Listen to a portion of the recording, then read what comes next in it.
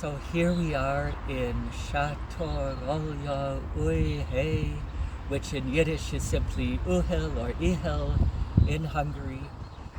Behind us is the grave of the Yismakh Moyshe, Rebbe Moyshe Teitelbaum, the ancestor of the whole Satmar lineage and other holy people. The Yismakh Moyshe, Rebbe Moyshe Teitelbaum, remembered some of his past lives.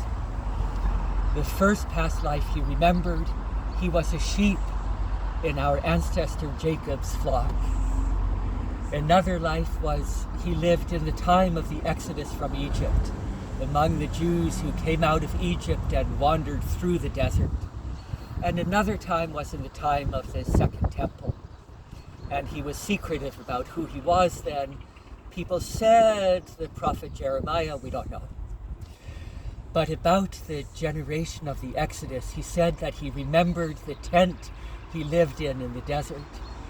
And he said he remembered the most terrible episode in our wanderings when Korach, a leader from Moses' own tribe, began a rebellion against Moses. And things were all coming apart until God took sides and the earth opened up and swallowed up Korach.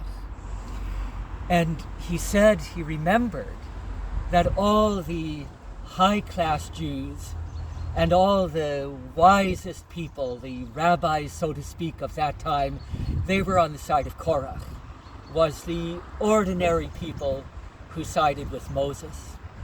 So once his grandson, who later became the Rebbe of Sighet, called the Yetevlev, had the chutzpah to say to him, "So Zayde, whose side were you on, Moses or Korach?"